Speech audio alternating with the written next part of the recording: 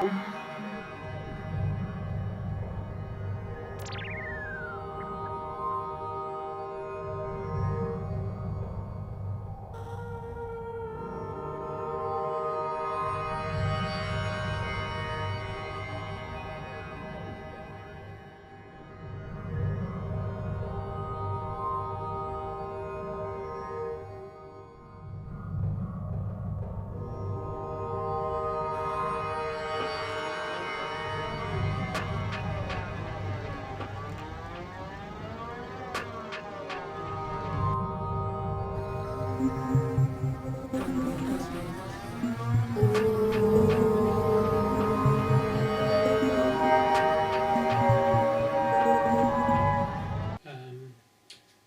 we did talk about Steven Greer again.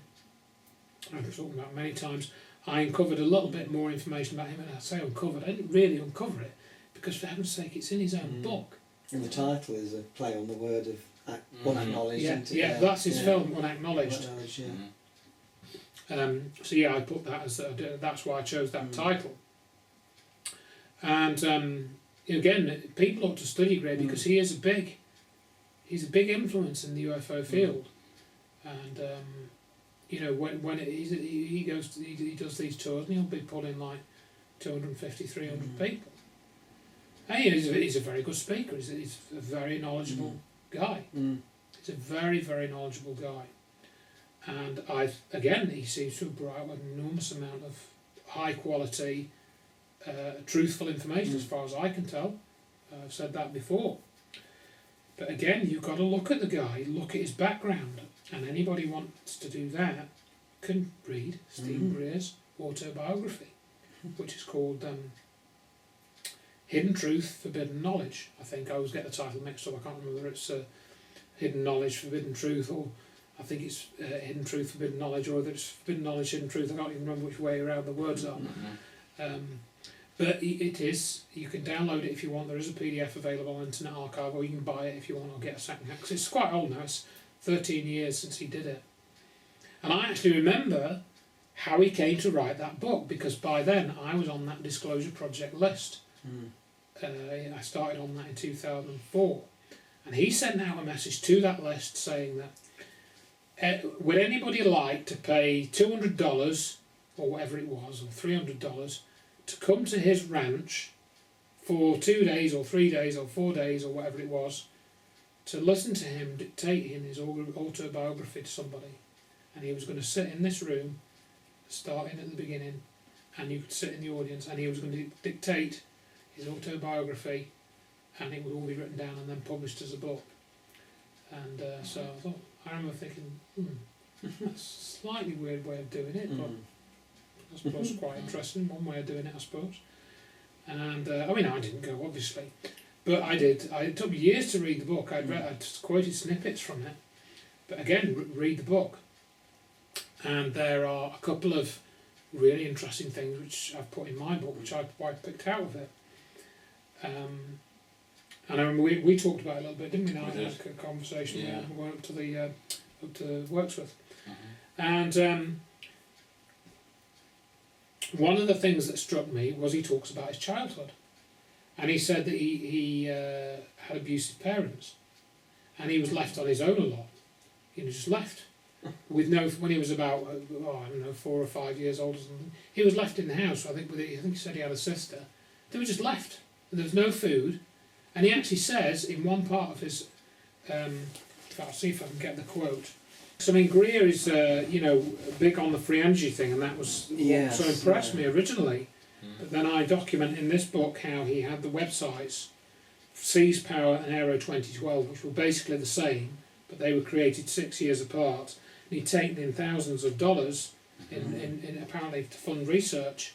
But then, between 2001 and 2007, 6 years, he didn't publish any of the research, any of the results of the research. Yeah, apparently he'd taken in thousands of dollars, I'd sent him money, and I know we've talked about that before, but I've put that in this book as well because it's more relevant here. And he talks about free energy, and he talks about free energy inventors wanted to keep secrets, because he says he's been to see inventors and some of them won't reveal any of the details. They might show him a device and stuff, but then they won't tell him how it works or say any more about it. And he says at this point the answer is no, and this is in a lecture which he gave in 2014. At this point the answer is no, yet, never going to happen. And the reason is, if I know what the result is going to be at the end, you'd be insane to start at the beginning, right? So it isn't for nothing that since 1992 and 1993 I've been having meetings and doing briefings for the head of Army Intelligence and the CIA director, and putting together presidential briefings and moving around with, getting Rockefeller to host the Clintons at the ranch to go through all this stuff with them, he says, and what I have learned is where I started. Disclosure, complete openness. All these technologies, you cannot fix this problem from the consciousness that created it. So he's talking about disclosure, that is his, and that's what he calls his project. But in the same lecture, only 8 minutes 25, so a few minutes after he said that, he says, at the World Economic Forum at Davos a couple of months ago, it came out that there are about 17 people in corporations that have about the equivalent of the net worth of the lowest 50% of the world's population. Some of these folks I have met with and briefed over the years, and in fact very recently, as some of you may have heard, I can't go into any details about it. I was asked to go to an island in the last few months with about 120 world leaders and people from Goldman Sachs and McKinsey and Boston Consulting Group and various people. I wasn't allowed to bring any assistance. So he's not disclosing. So he's saying that he's been invited to these top secret meetings. Why would he be invited to top secret meetings? I mean, he's just he's an ER doctor. Yeah. So how does he get involved with these people? He likes to name drop and he likes to... Yeah. He does that a lot. Yeah. So I'm trying to... let's see. The thing is that I get from it all is that people like Alex Jones and Steven Greer, they've been thrust in the limelight. Alex Jones did that raid where he was at the what's it called, the Owl is, and they did this. That's right. Bohemian Grove. Yeah. So he interrupted that one. Well, he invented that one, didn't he? So he got thrust into the limelight that way. Really, that's how I got to know him. Yeah. Then Steven Greer is obviously getting more popular because he got all the people like Air Force and that kind of thing to get to say like, I will say this on testimony. My testimony is this. So he got again into the limelight, but really they got there in a jazz. They have. So this is from Greer's book. He says, page 18 of Hidden Truth, Forbidden Knowledge. As a young adult, I once attended the movie Mommy Dearest with my twin sister. Afterward, we looked at each other and said, "My God, that would have been the best day of our childhood." People are horrified to hear this because of parental alcoholism and home conditions that often attend it. We children also lived with elements of abandonment and neglect and abuse. I remember as a little preschooler eating cigarette ashes, sand and dirt when nothing else was around. As a medical doctor, I now realise this was at least providing some of the mineral supplements my body needed, one of those instinctual cravings demanded by the body to enable survival. I was frequently very sick, especially every winter, with terrible pneumonias and bronchitis. My lungs still have the scar tissue from those bouts. So, if that's true, I'm taking that as being true, I wondered, and this is my own, I don't have any proof of this, but what was going on really in that environment? What was the real story of what was going on there? And I think there's more to that story than he's telling us the basics there. And I wondered if he had neglectful parents like that, was he in that situation? Was he taken into care? Was he somehow taken into care? And then something else that's in his book, and I may be putting two and two together here and making five, but this bit is in his book. He talks about a pre-cognitive dream that he had, where George Bush's plane was attacked and destroyed by a missile. This is George Bush Jr. The last George Bush. Yeah. He talks about having a dream of being with Barbara Bush, dressed in black, going to the funeral. He phoned the Secret Service and told them all the details, and he later read they'd changed some of Bush's plans and also found evidence of a contract being put out on Bush's life, according to Greer. And on page 68 he talks about a follow-up dream that he had. After calling the Secret Service that night, I had another very lucid dream, except this time I was with Barbara Bush and we were all dressed in white and riding white horses, and everything was light and very happy. It was clear to me that the President would be safe. So,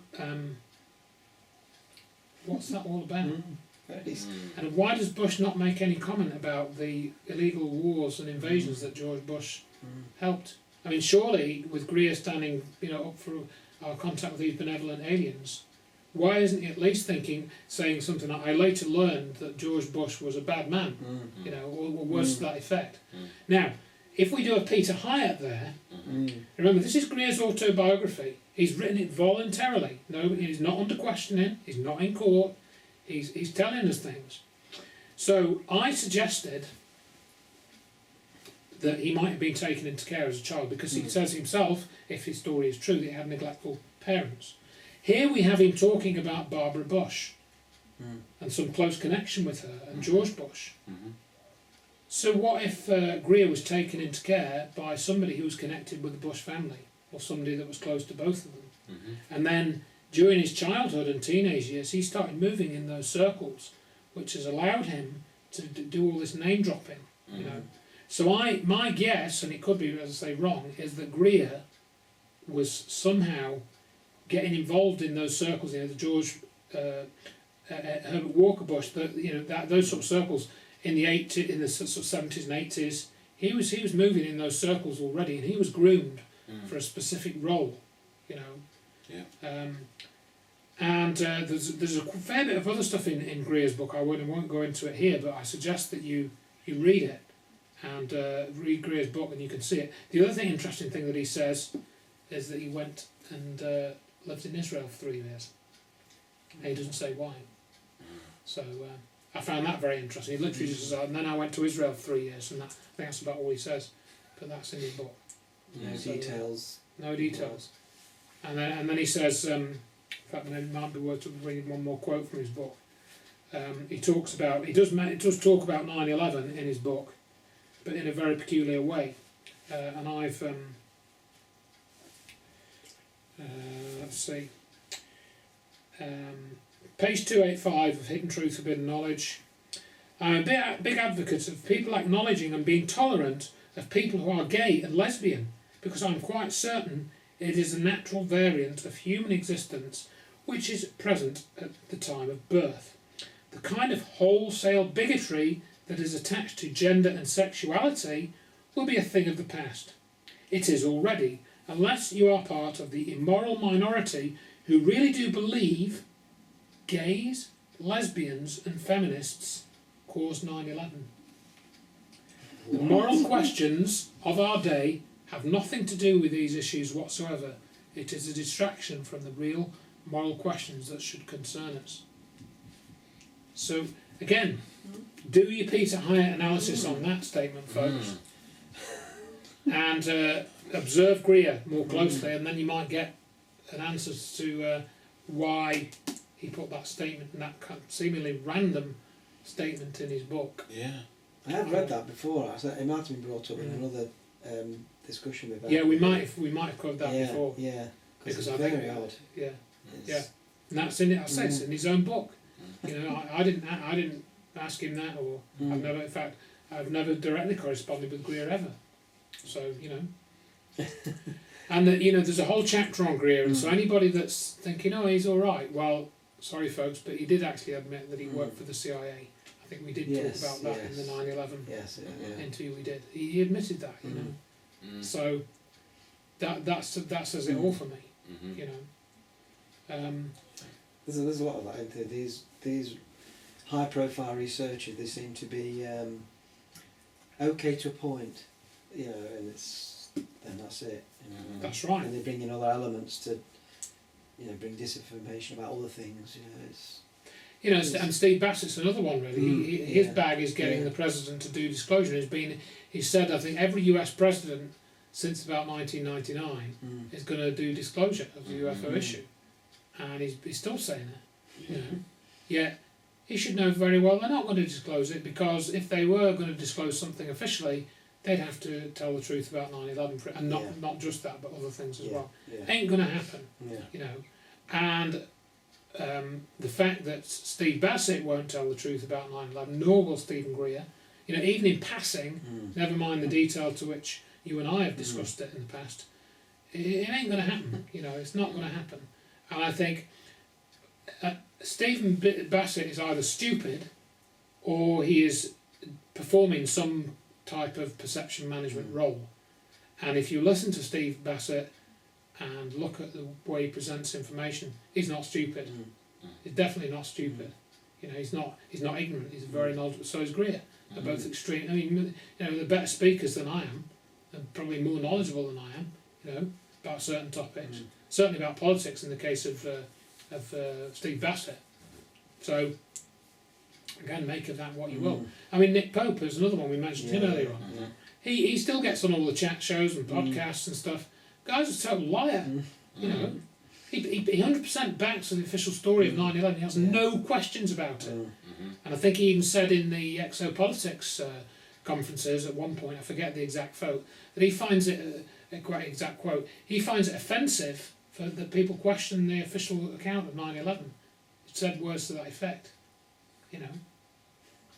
And he claims that steel loses half its structural integrity at 600 degrees centigrade or whatever figure he comes out with. Yeah. You know.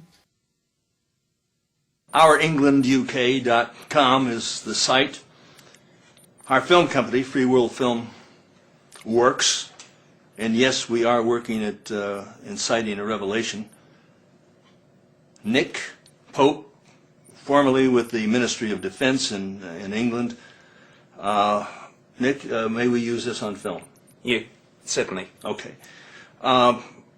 One always asks the question, why are we at war, both Britain and the United States, against Afghanistan? Why? We're not at war with Afghanistan. We are, however, at war with elements of Al-Qaeda and the Taliban, on the basis that they are not only terrorists, but they are exporting that terrorism to the Western world, as we've seen on many occasions. When did they export terrorism to the Western world? Al-Qaeda has exported terrorism on numerous occasions, the USS Cole, the embassy bombs, 9/11, and all sorts of other attacks. Wait, you say 9/11. 9/11, according to most people who have done a thorough investigation, is an inside job. No, it's not. You say no. I worked for government for 21 years. I know what governments do, I know what governments don't do. And, you know, I've looked at both sides of this. I've looked at the conspiracy theories. I've looked at the 9/11 Commission report. You're familiar with the law that allowed Adolf Hitler to become dictator of Germany, and the 9/11 law that resulted, the Homeland Security Act, is based very much on it, even word for word in some cases. Well, I would disagree The with that. Enabling Act. I would disagree with that. Okay, can you tell me how a building could come down with simply the burning of jet fuel, which jet A fuel burns at about 700 degrees, to melt steel? It's going to take 2,200. How could that defies logic? This is one of the popular. How is it? This is one of the popular misconceptions of 9/11. For the building to collapse, you don't need the steel support structures to melt, which, as you say, does happen at a higher temperature than aviation fuel burns. What you do need is for the steel to lose its structural integrity, and that happens at a much lower temperature. So the physics and the engineering is not in Well, it just dispute. defies logic, because we take a look at the explosions, and you see the explosions as they come down on the North Tower, the South Tower, and there was one other building called Building Number 7. Yes. It wasn't hit with an airplane. No, debris hit it, it caught fire, and it collapsed. But it came down in the same configuration as one would witness at an implosion. Well, I've spoken to people who do controlled demolitions, and they've looked at some of the 9/11 conspiracy theories, and they've not been convinced. They haven't been convinced.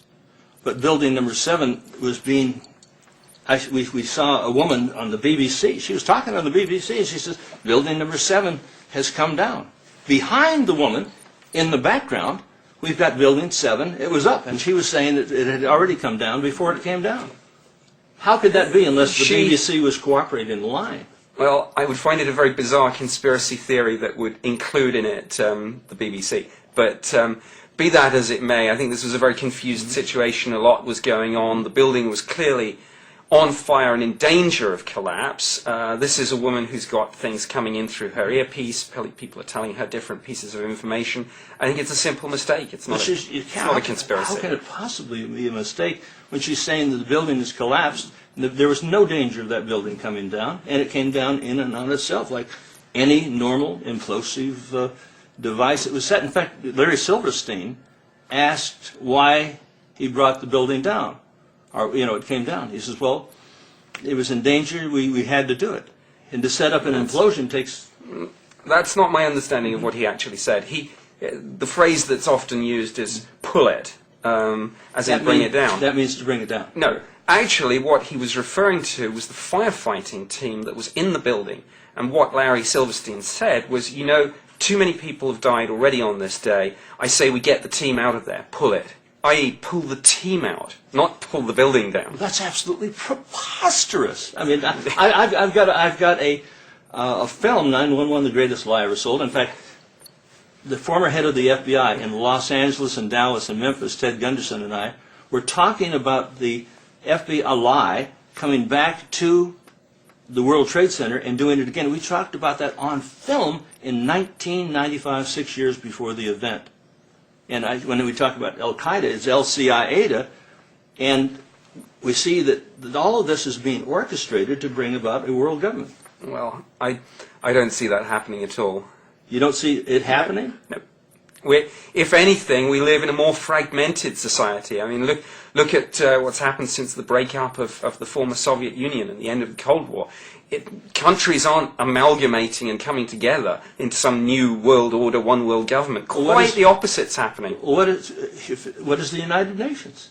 Well, the United Nations is certainly a body that attempts to coordinate policy between different countries, but it's about as far away from one world government in the sense that conspiracy theorists mean it than you could ever get. But Nick, we see the EU as Hitler's dream come true.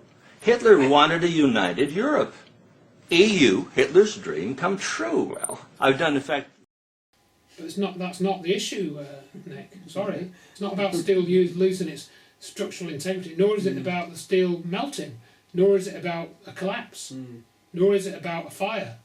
It's actually that the building's turned to dust, So when he talks about the apparent conspiracy, he brings in the disinformation element of it rather than he does. rather than the truth. And I mean, even when Greer was asked that question, he mentions, I'm not into grand conspiracy theories. He says. I have looked at it. I have bigger fish to fry. 9/11 was terrible. We lost 3,000 people. It led to 2 huge wars and trillions of dollars.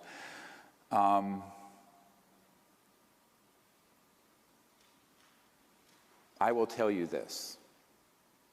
I'm not going to get into specifics. I mentioned a gentleman named Richard Foch, the third highest guy, Richard Foch, at the Naval Research Labs.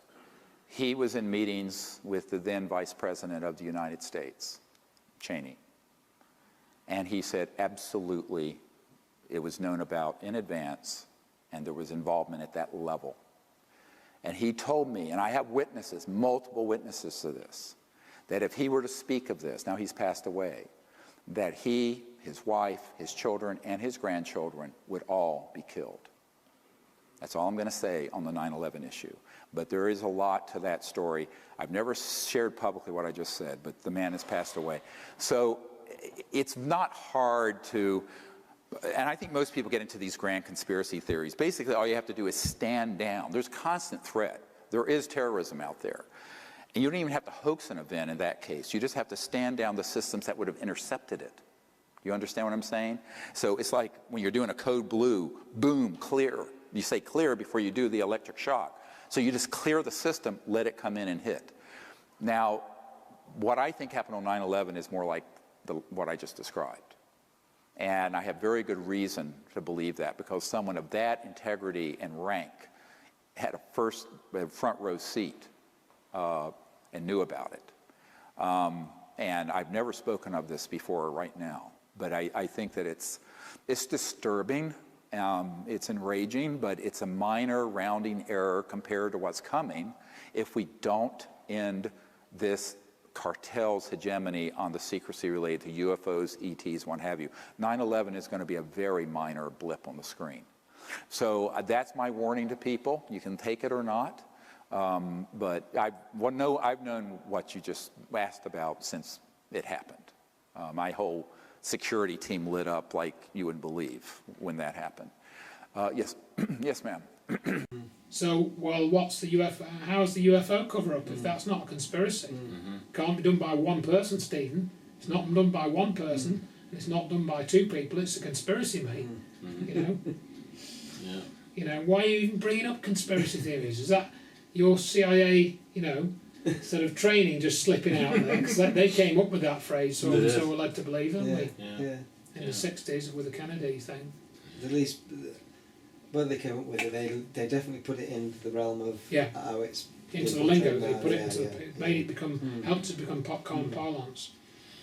So there's a lot of stuff like that in this book, and just sort of give you an overview. I try to sort of have themed sections, if you will, and so I try and find out a bit more about aliens. So if we accept, for example, that the craft are coming here, which we talked a little bit about, and they crashed and stuff. So who's in them? What do we know? Do we really know where they come from? Do they come from Mars? Do they come from other galaxies or the solar systems? And I don't really have an answer to that. And I do sort of question some things. Like one of the interesting parts of the Betty and Barney Hill case is that there was a lady called Marjorie Fish, who I think was an amateur astronomer. She was a school teacher, that's right. I think she was a school science teacher. I mentioned her in the book. The Betty and Barney Hill case, for those that are not familiar, give you a quick overview of that. They were on vacation in Canada, driving back into the US, I think in the state of Maine, so north, just south of the Canadian border.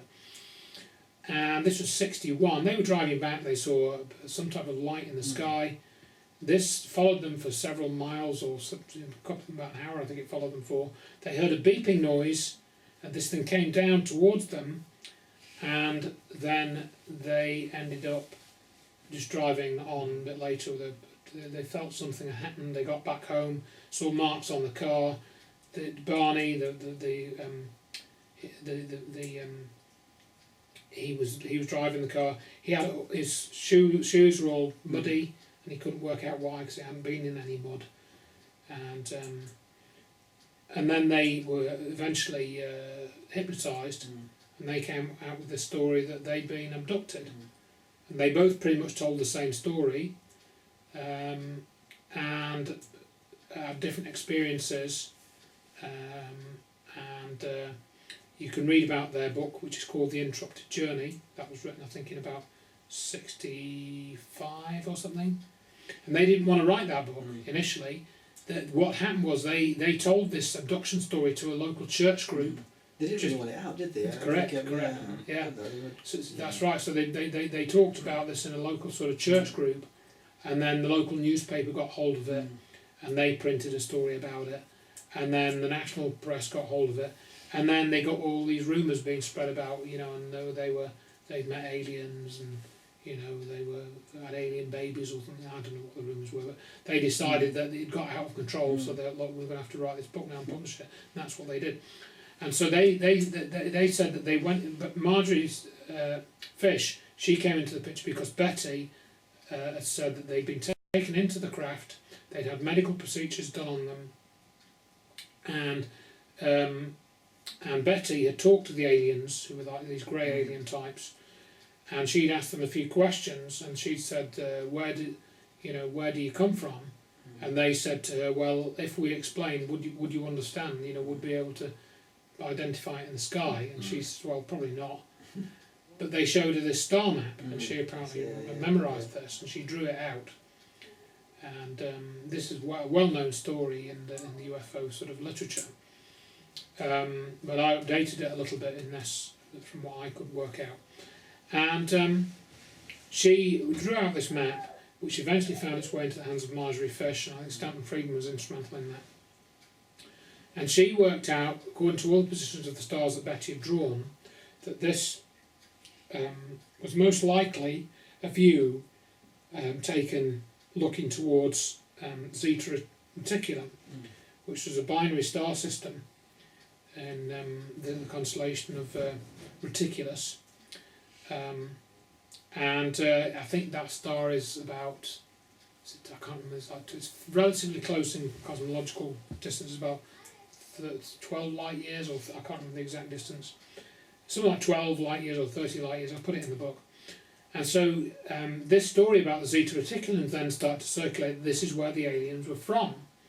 And that all came out of this Marjorie Fish map, which it took her years to do this, to work out all these relative positions. She didn't just, she looked at all the star catalogues, and she worked out that this was what the configuration of stars would fit. She didn't have a computer 3D modelling like we do now, where you can view it from a certain angle. And so that's the story that was put out, I think, probably in the 1970s or even early 80s by now, because this thing took years. But what I then, doing a bit more reading on this, is that the star catalogues that show the positions of all these stars have been updated since the data that Marjorie Fish used was published, and they've been made more accurate, because a satellite went up in the mid-80s called Hipparcos, which was an ESA satellite. And that was used to measure the relative positions of the stars in these various techniques for doing this. And they produced more accurate, more comprehensive star catalogues. And if you take the Betty Hill picture and use that, it's not as good a match. The Zeta Reticulum match no longer works as well. So it became a bit more inconclusive. And then since the Hipparcos satellite, there's been another update, more measurements have been made, and again, it makes it more difficult to identify this thing as Zeta Reticulum. But this has come out independently from other sources as well. I think it was even, the Billy Mayer story had mentioned the Zeta Reticulum aliens as well. And I think even possibly the Stan Romanek story, whose story I discussed in there, I think he'd mentioned it somewhere. So you begin to wonder why, because I think, well, if we look at the cosmos and we look at our own galaxy, there's even in our own galaxy, the billions of stars. There's meant to be 100 billion stars just in our own galaxy, and it's huge. We're just one tiny star, and so if aliens are coming here, would we even be able to see the star where they come from, or certainly the planet? Would we even have it in that? We might be able to identify the star in our catalogues, but not all the stars have names. There's so many of them. Some are just called 1961/4A, because it was the fourth star that was discovered with this Whizzy telescope in 1961 or something, fourth new star. So they have these really obscure names, or it's just a catalogue number where they're cataloguing all these stars in the. One of the catalogues is called the NGC catalogue, actually, which is actually not a star catalogue. It's a catalogue of galaxies, which was published in the 60s. And one of the original catalogues of the galaxies was published by a French astronomer called Messier. So I think he identified galaxies in the sort of 1800s, 1900s. He identified, I think, probably a couple of hundred. And for example, M31, if I remember, it's either M30 or M31. That's the Andromeda galaxy. So it happened to be the 31st galaxy that Messier wrote down in his galaxy catalogue, which he compiled in the 1800s. You know, so you know, what instead of calling these aliens the Andromedans, you know, why not call them the M30s? You know, so in other words, if we have got aliens now come here, they're not necessarily going to have come from one of these identifiable stars or worlds. It may be from somewhere we don't see. So I think we should bear that in mind, that there may be these stories being put out to give us a particular focus on certain stories to, you know, lead us up the garden path again, which is much as Bill Cooper said. So I think, you know, we do have grey aliens. I think there's enough evidence that they are real beings. And there may indeed be, as some people say, be some crossover with the demon type of beings that have been reported in the Bible and the other holy books. They may be, you know, in the Muslim faith, they have these jinn, which, and again, it gets a bit more, you get into more difficult areas there. Are these fully physical beings? Are they like us? Some people say they're us from the future, you know, that they've travelled, they're time travellers. Could be, I don't know. Some people say they're biological robots, and that they were created by another race of aliens, you know, millions of years ago. That original alien race has since been wiped out, but these biological robots knew how to reproduce themselves, and they spread, you know, across the galaxy or several galaxies. Well, it's quite difficult from our point of perception to know what some of these, you know, in their original form, we just don't know. Absolutely, because we haven't been given any information officially that we can be fairly sure is known. You know, that I can be pretty confident that yes, they have got alien bodies in Wright-Patterson Air Force Base, for example. They do have secret projects at Los Alamos which know about alien technology, at least some of it. Do they know where it comes from? I don't know. But they have a lot more information than we do, and they may indeed know exactly where they come from. But they do come from somewhere. But I think we should be wary of identifying from the UFO sort of literature. If somebody says, oh yeah, they come from the Pleiades, yeah, okay, they might. But that's one of the prominent constellations in the sky, you know, it's visible with the naked eye. Everyone that's got a basic understanding of astronomy knows what the Pleiades looked like. It looks quite pleasant in binoculars if you give it a look. So as I said, Andromeda, that's the most distant naked eye object. It's 2.25 million light years away. That was one of the first things I read in an astronomy book when I was like 10 and 11, 12, that sort of thing. Why should they, you know, they don't have to come from there, you know. And then, you know, I go down the list of where it's alleged that some of these aliens come from, you know, but I don't think there's any specific evidence to say that that's valid.